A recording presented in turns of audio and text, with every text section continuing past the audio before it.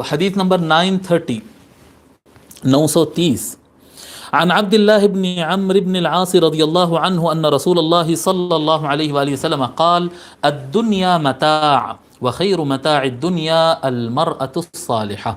رسول اللہ صلی اللہ علیہ وآلہ وسلم ارشاد فرماتے ہیں کہ دنیا ساز و سامان نعمت کی جگہ ہے، نعمت کی جگہ ہے.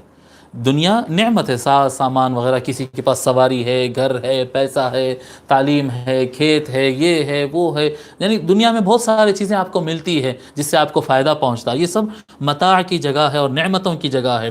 وخیر متاع الدنیا المرأة الصالحہ، اور اس دنیا کے اندر سب سے اچھی نعمت، اللہ تعالیٰ کی سب سے بڑی نعمت باصلاحیت عورت ہے.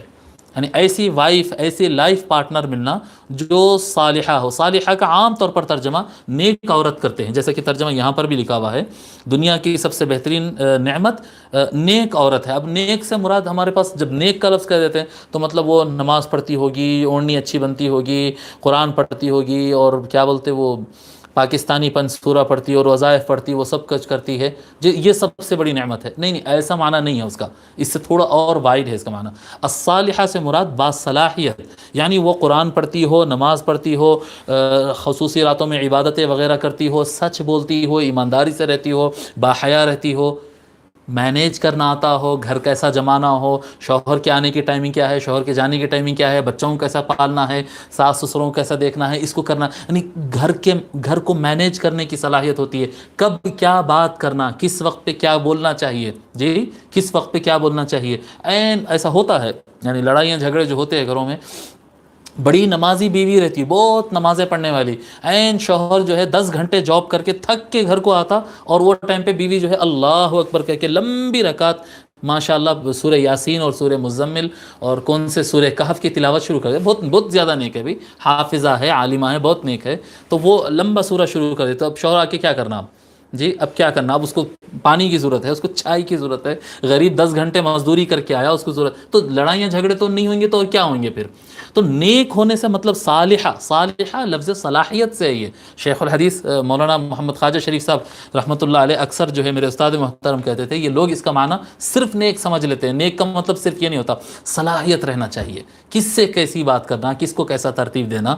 یعنی عورتوں کے اندر بڑی صلاحیت ہوتی ہے، لیکن یہ الگ بات ہے کہ آج کل جو ہے یہ ٹی ویوں کی وجہ سے اور پتہ نہیں اور چیزوں کا امپیکٹ ایسا ہو رہا ہے کہ وہ اپنی قابلیتوں کو سازشوں میں لگا رہے ہیں، ہو رہا ہے عام طور پر، جس کی وجہ سے گھروں میں جھگڑے ہیں، سازشوں میں لگا رہے ہیں اور اس طرح کے معاملات ہو رہے ہیں. اگر عورت اپنی صلاحیت کو جوڑنے کے لیے اور سنبھالنے کے لیے استعمال کرے تو بہت، یعنی کیا کہتے ہیں، قرآن کریم میں جگہ جگہ عورت کے ذہن کی تعریف کی گئی ہے کہ عورت بہت ہی، کیا کہتے ہیں، بہت ہی زیادہ پلاننگ کرنے والی اور بہت زیادہ صلاحیت والی ہوتی ہے.